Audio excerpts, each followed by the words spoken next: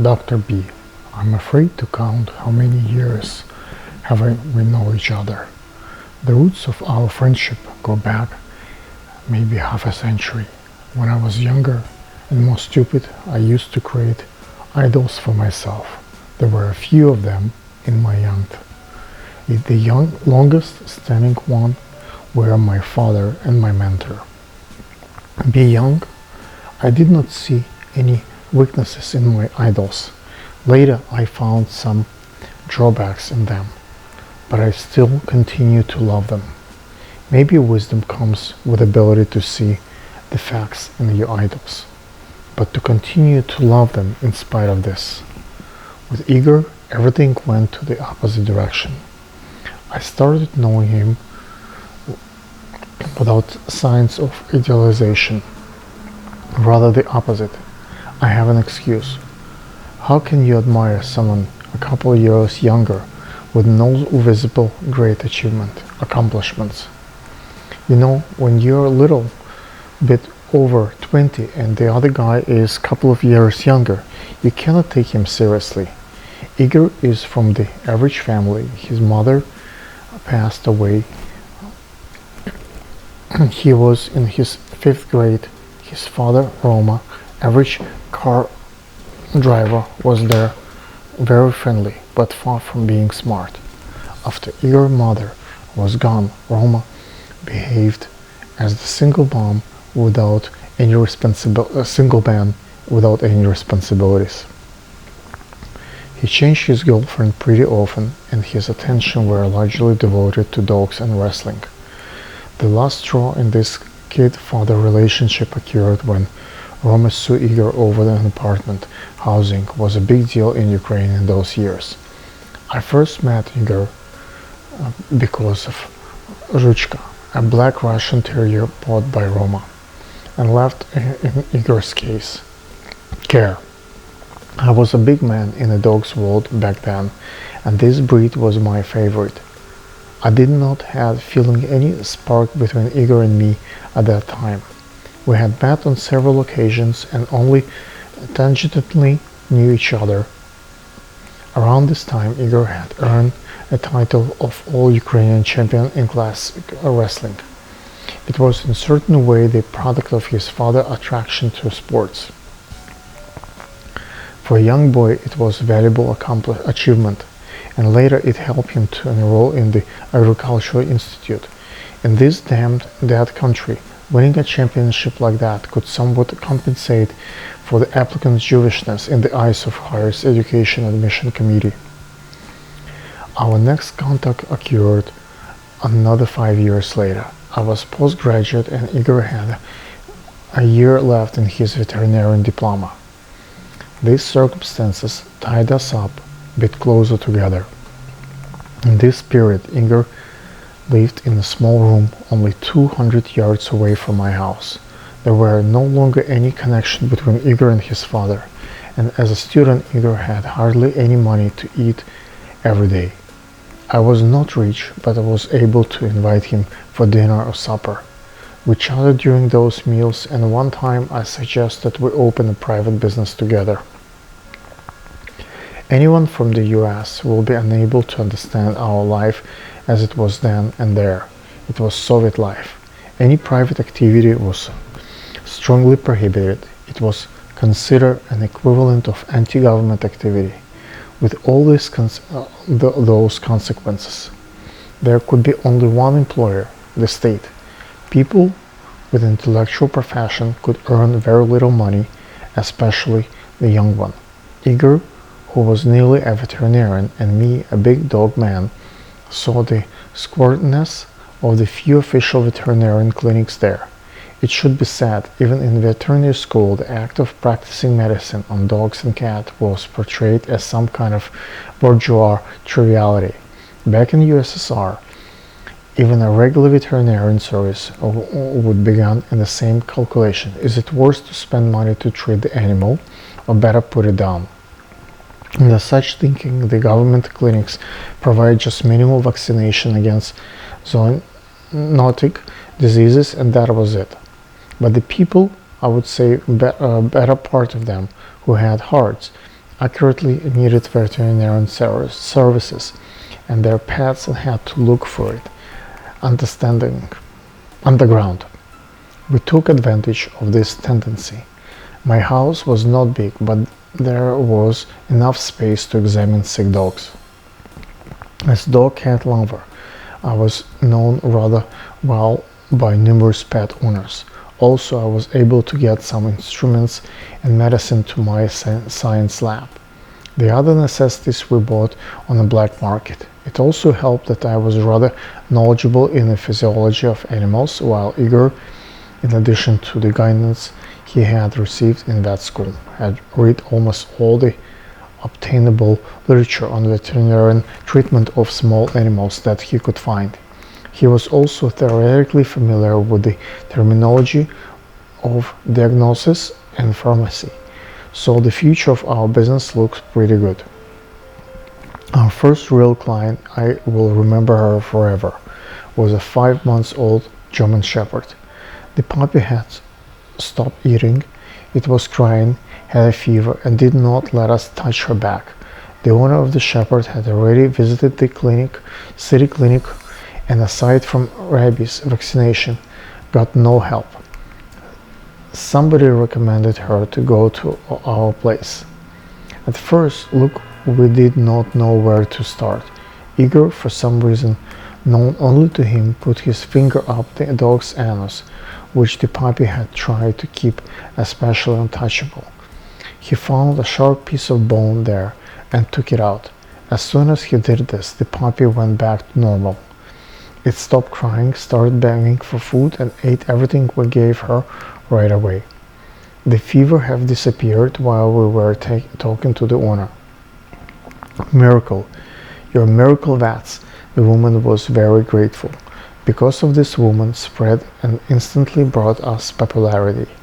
We started making good money without marketing push, good for two impoverished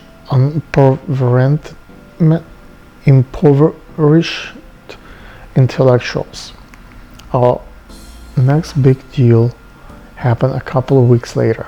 An Airedale Terrier had a fight with another dog, and his enemy cut his ear to bits. The city clinic proposed to cut off ear entirely, and was waiting while it healed itself. The dog ear. What's the big deal? The terrier owner had already heard about magical young vets. He came to our place when I was out, and Igor ran to find me. At that time, a regular telephone was an unattainable luxury for most of us, and a cell phone did not even exist yet. He found me on seaside where I was having fun with my little son. "Come home quickly," he said. "We have an emergency." The surgery was performed on my dinner table, using the sun instead of lights. Instead of general anesthesia, we used some local anesthetics available at any drugstore. We had no surgical equipment and had to sew up the wounds with pliers and regular threads. But due to my dog show judge background, I was able to place the pieces of the ruined ear in a shape that matched and breed standards. It worked. We gave the owner whatever antibiotics were available to us and left the clinic. 10 days later, the terrier owner showed up at my door. I was afraid that some complication had occurred from non-sterilized procedure. The owner was absolutely happy. The dog ear was okay, perfect even. Now the form of the injured ear was much better than it had been before the accident. That is why the owner came, to ask us to perform the same surgery on the terrier other ear. Unfortunately, our success vet practice soon reached its end. We lost our awareness and disposed our self-made business cards at the dog club. One of them got to an employee of the city clinic who felt ignored and disrespected by our activities. Soviet jurisdiction tended to severely punish those who openly venture into entrepreneurship. Luckily for us, my father had connections and we were both allowed to emerge from this investigation without significant damage. We terminated our illegal vet practice, but since then our friendship had only grown stronger. The next memorable episode was related to Igor farm training. You see, Soviet vet students were required to undergo 6 months of real practice on an industrial farm before they could get their diplomas. Igor was nervous. What happens if I made an incorrect diagnosis while I'm there? He worried. What if an expensive state cow dies because of me? I helped him to pack his luggage with dozens of handbooks. 6 months later, Igor came back. How was it? I asked. Did the handbooks help? Yes, a lot. The cows died pretty often and I had to fill out paperwork with their diagnosis. The real cause of death was always undernourishment, but it was prohibited to write this. So the handbook helped me to fill out those papers, sometimes with very exotic diagnoses. Finally, Igor graduated, and as was norm in our country, he was recruited to serve as a private soldier in the army. From our native sovereign city, he was brought to the far region of northern Russia, where he spent a year. We mailed letters to each other. While Igor was in the army, I had to finish my dissertation and because low-level boss of the small military lab, and became low-level boss of a small military lab. After the end of Igor's military service, he came back to our city, and I tried to beg him to my lab. My efforts to do this were uncultivated by the big boss, who said, 2 Jews in one lab, it's too much. Igor needed to make a living. The only position he could find was a veterinary officer in a meat factory. I'm not sure how. It seems to me Roma, Igor's father, had some influential connections there.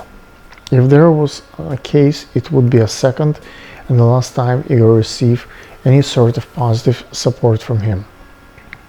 There were a couple of evenings during this period of time when we dined on the chicken he had gotten from his job.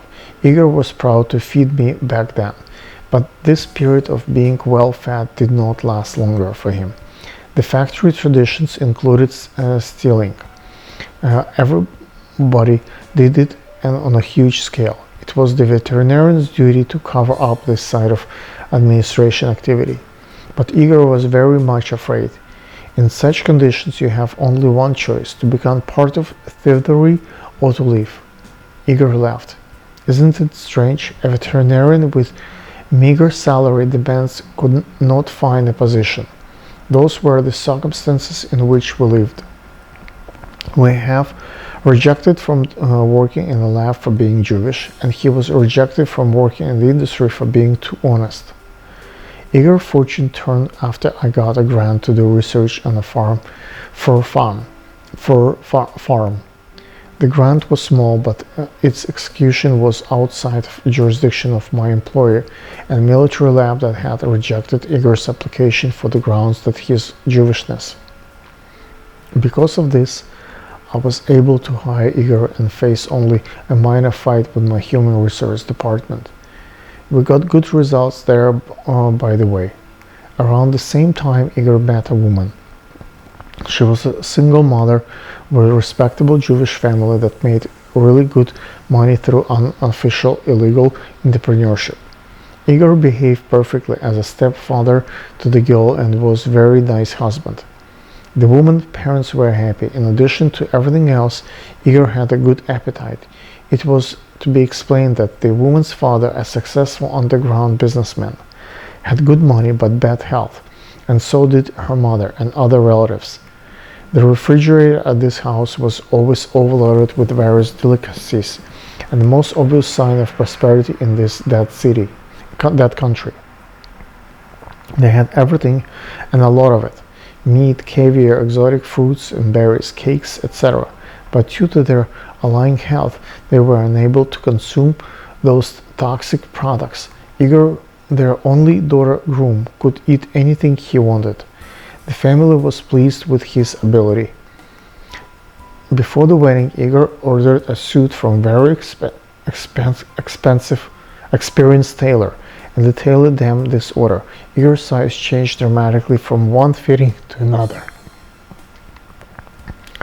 The hungry days of his youth were over. Once there was a party at my house, and Igor brought around 20 pieces of fatty, very sweet cakes for the 20 people I was expecting. He had arrived early, and I needed another 20 minutes or so to finish getting ready. By the time I was done, there were no cakes left. Igor had eaten them all. Because of Igor eating habits, or maybe for other reasons, he got diabetes at the very early age of 27. It was very sad. Perhaps I was the first who pointed out to him that something was wrong. We were in an exhibition at the lab from my mentor at Koltushki, near Leningrad. My mentor had organized a good team of young researchers to solve an important problem. Each of us had our own tasks set for us, but progress depended on our mutual success. But Igor was too tired to keep pace with the rest of us. Then one day we got a day off and went sightseeing. Igor slowed us down. He stopped. Every time we passed a store to buy a drink water, something was definitely wrong with him. But we had not yet realized that it was juvenile diabetes. It was not long before the diagnosis was confirmed. During those years and in this country, this sort of diabetes was basically a death sentence. There was no good insulin available. It was impossible to keep consistent injection schedule and difficult to monitor food consumption because so little was available to us. The longevity of patients with juvenile diabetes was short and their way out was painful. Igor was sad, but his wife was panicking. She was in early stage of pregnancy with their first mutual child, and she was afraid of the baby would have bad genes. And one can understand her. It's hard to live and expect that your baby will become very sick. If not today, then tomorrow or next day or next week. Nobody should judge her while she is not in her shoes. He or she. She already had a daughter, and to take the risk was not worth it. It was her decision to make, and she decided to get an abortion. Igor's dream about having his own kid was ruined. His first wife was rather spoiled from her childhood, and she would not agree to such a life, to be tied by marriage to a person with difficult chronic illness. They divorced. Weak and without light at the end of the tunnel, Igor seemed very lonely. He occupied cheap room in a multi-family apartment. He had little money, poor career perspectives, and nobody to support him. I was on another expedition at that time, but even if I would have been there, what could I have said to him? Igor always had many friends, but they should not be blamed for his loneliness. There was no sign of hope to motivate him. It was really hard to talk with a person in this condition. Anyway, there was how I felt back then. Now I feel there are no excuses for me in this case. I had just come back from my expedition when I received terrible news. Igor was in mental hospital. He had poisoned himself with some drugs. Researchers have easy access to such things in their lab. I ran to visit him for some homemade snacks. Igor stepped out to meet me in front of the hospital with almost vacant look and a senseless smile on his face. We talked a little about something meaningless, and I retired, practically escaped. It was really impossible to be with him. What could one say to the honest and hopeful? How could one heal his wounds and avoid haunting his feelings? There could be one suggestion. He knew better than anybody about prognosis of his disease. His eyes were empty. I would not want to be in his shoes under such circumstances. Most likely, I would be suicidal too. Once in a while we saw each other, but our talks were rather artificial. In fact, I'm still afraid to think about it. Igor started to build another life on the ruins of his previous one. Step by step, he came back to his research. Somehow, he found a low-level job at his veterinary school. Professor V there, a very bright and sarcastic scientist, took him under his wing. One day, this professor introduced him to a young, lonely woman, and their introduction had great results. Igor married the woman, and she became his second and the most important love and wife. When it became clear, even for the most stubborn and blind-minded people like Igor and me, that nothing good would happen in this country, ex-USSR, especially for our children, we decided to immigrate to USA. At this time, it looked like our career would end there, but at least our sons would have a chance to succeed. So Igor first and I, a few years later, used our familiar connections to enter familiar connection to enter in America. At the beginning, Igor ended up in California. There, as a refugee, he got access to normal medicine that allowed him to survive, and the possibility to consolidate his professional position. He worked hard and passed the test. On my side, I also found a way to make my knowledge useful here. So it appeared that not only our sons, but we ourselves were able to realize our potential in this new place. After a year of training in the vet school here, Igor got a permit to practice veterinary medicine in New York. There was a start where we were now. We became co-workers again and eventually started a clinic together. I don't know how Igor got his wisdom, but it worked. 30-something years after his awful discovery, Igor lived a full life. He has numerous friends, and many of them stayed with him for decades and decades. Some of them certainly profited from this relationship, but I doubt Igor could see it. He just didn't want to see the bad side of anyone, especially those he considered his friends. A couple of times a week, Igor got hypoglycemia, which resulted in a nearly coma-like state. But as soon as he brought his blood sugar back to an acceptable level, he would go to the gym and play soccer, his favorite. If there was a more or less meaningful game on TV, he would enjoy it with his whole heart, if there is nothing more important. Many immigrants, even with good health, can't get their vet license because of the difficult hurdles I mentioned earlier. But Igor got his veterinary medicine license very quickly.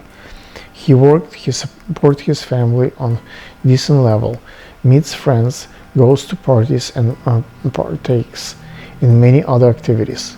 While his father was still alive, Igor took great care of him. Roma even called Igor daddy, not vice versa. His wisdom is not to give up, and he was blessed for his efforts to live a normal life no matter all the obstacles in front of him. He has a son, a very bright son. Igor's son graduated from prestigious university and medical school without taking a penny from the family pocket. He was such a bright student that university paid for his studies in full. And you know what it means to be a top in such a competitive world. He is now a medical doctor, and he certainly excels in his profession. There continues to be a list of effects from Igor's diagnosis. He always feels pain in various places. He may lose consciousness during work, but he knows that life is beautiful, and tomorrow he will be with his son, wife, and his job, his friends, his sports, his fans again and again. He loves life, and he loves the people on earth with him. He love animals. To come back to what I started with this chapter, idealizing, I would say that our relationship started as a regular communication between two people not free of the shortcomings, and grew into my understanding that my friend is a unique great man who deserves admiration. We should all learn from his paradigm.